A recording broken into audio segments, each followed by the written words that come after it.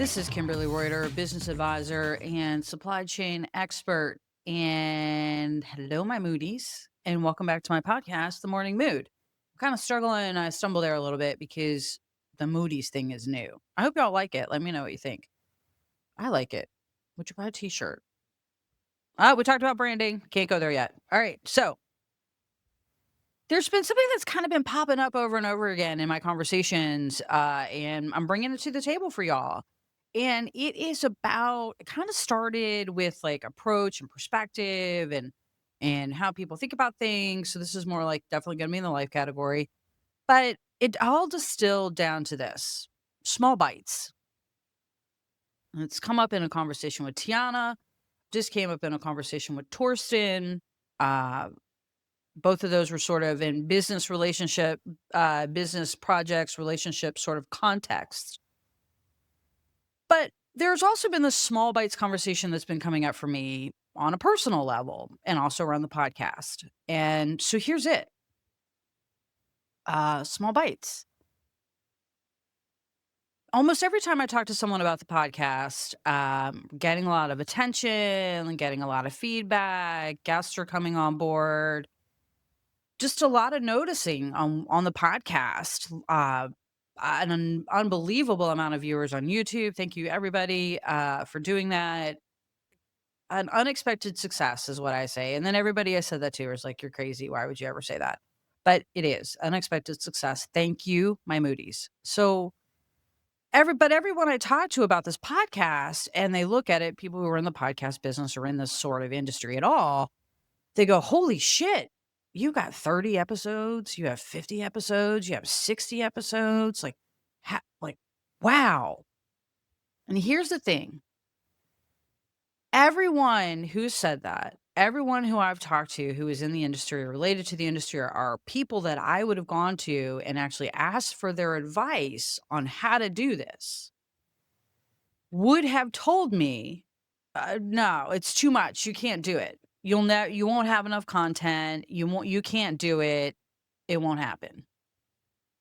Except for one person, and that was AJ, my producer. Thank you, AJ. When I got on the phone with AJ and said, "I'm gonna record 5 days a week," he didn't flinch.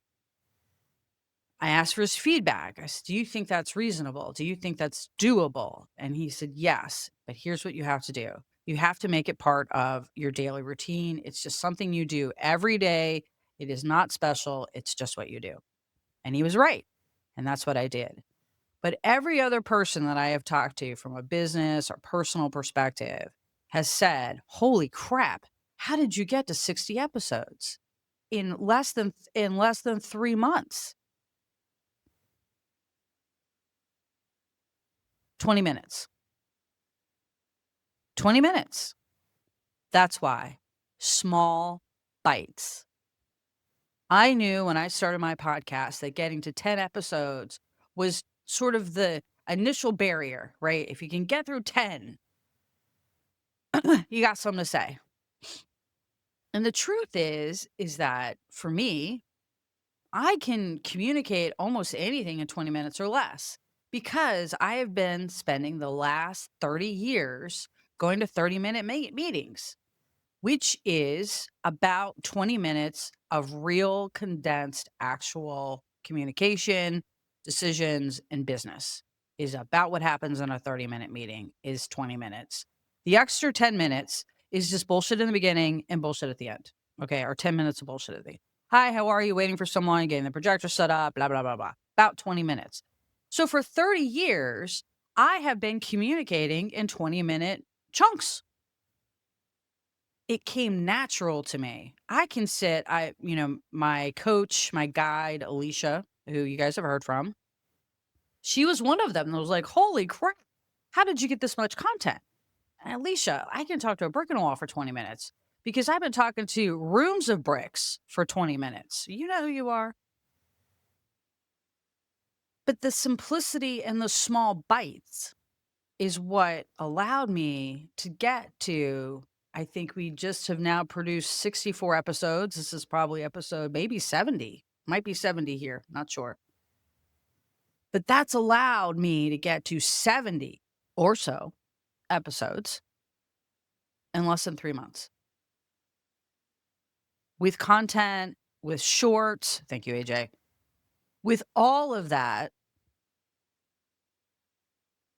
in 3 months because it was about small bites. I mentioned to you guys that this is probably my 3rd or 4th shot at podcast, right? I've given this a couple shots on my own. Well, not on my own, but before, because I'm on my own now. But previously, for a variety of reasons, it didn't work out. But the number one reason it didn't work out was because the guidance that I was given was that you needed to record a podcast once a week, twice a month at minimum, and it needed to be an hour to an hour and a half. Now, to talk coherently for an hour to an hour and a half, you need to have an outline. You need to have an idea what you're trying to say and communicate and all that stuff. You can pop out an hour, hour and a half, but it is gobbledygook and it is just somebody yammering on for an hour and a half. And if you have ever worked with me or done work with me or been on my team or even just been in a meeting with me or even seen me speak, I am an incredibly dense speaker, which means that I have condensed everything I have to say and crystallized it to the point that there's not a lot of fluff. So that makes it heavy. So an hour and a half of me yammering on, is like War and Peace. And I ain't gonna lie about it. And I'm not gonna put you through it. But a lot of that ability to crystallize, to condense, and to communicate the 3 C's of executive communication. Maybe we should get into that. That's a good one. Dang, y'all, we're coming up with it on the fly. The 3 C's of executive communication. Now, you all know that that is very close to the 4 C's of diamonds, something else I'm very fond of. But we're going to do a 3 C's of executive communication. Thank you for the inspiration, my Moonies. So, small bites and this ability to condense and communicate. I knew that any more than 20 minutes of my voice was probably going to put somebody to sleep or in a coma, either one. But it was the approach of small bites that allowed me to get here quick, which was get a good amount of content out there that people are engaging with and start learning about what people want to hear about. That was the goal. We're crafting new goals now, but we're working on it. So how can we apply this to other places, right? And I mentioned this has come up in other conversations around projects, around other people's lives. So how do we apply small bites to other areas, and why, and where, and how has this come up in other conversations? One of the places is came up with Tiana and I when we talked about making life changes, or even culture changes within your company, anything like that, any sort of transition and transformation. If you're feeling overwhelmed by it, make smaller steps. So long as you move forward, that's all that matters. Just make a smaller step.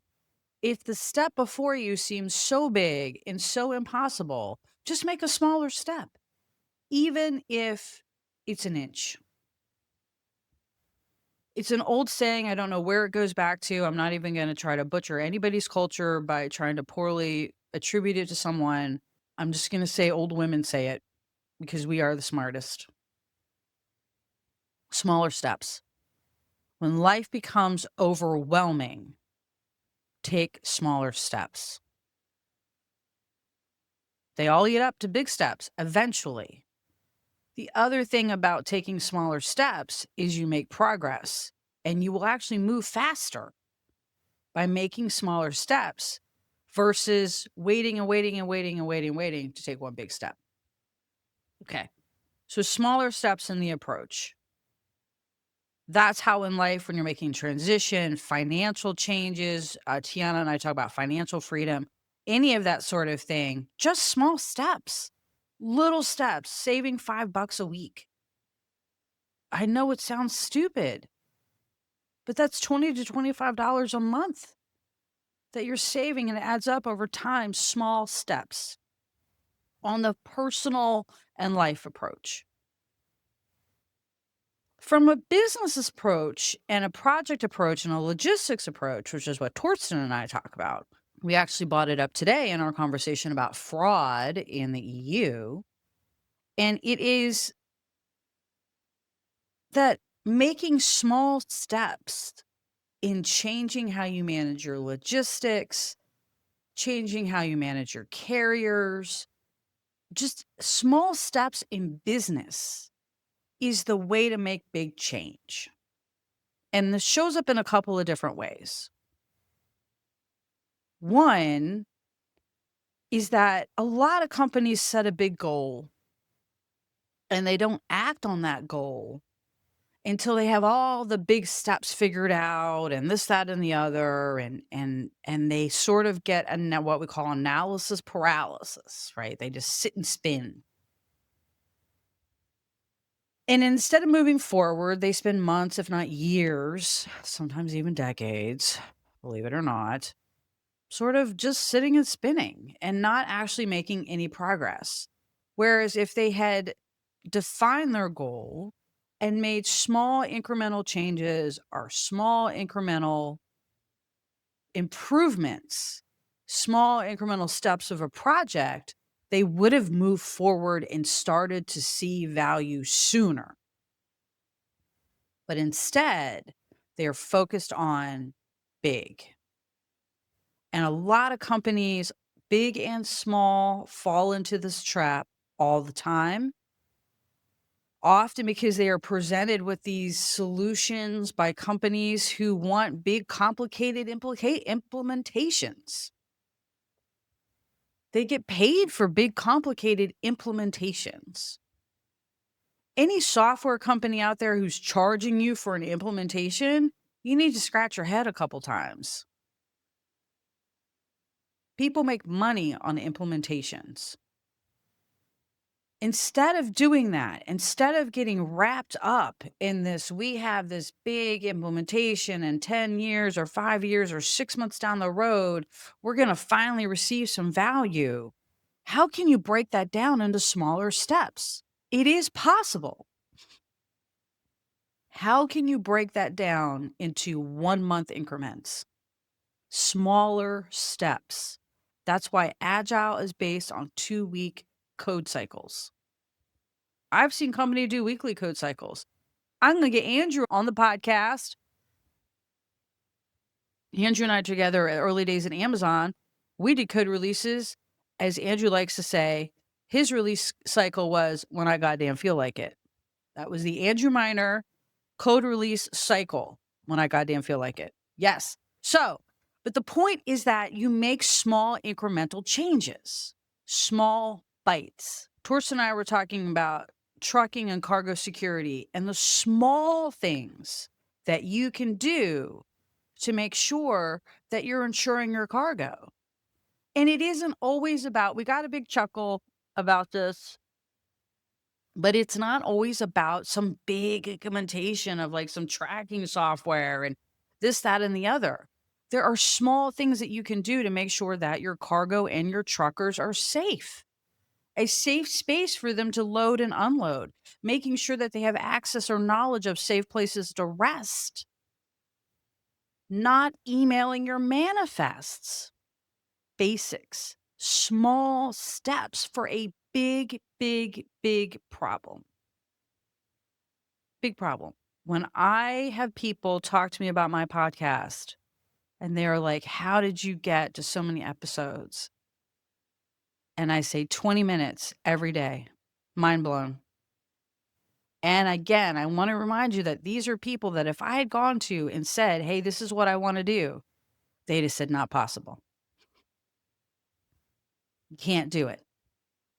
And I'm going to tell you guys the truth. Not only do I record once a day, sometimes I record up to 3 to 4 times a day because of what's on my mind with my guests, whatever I have going on.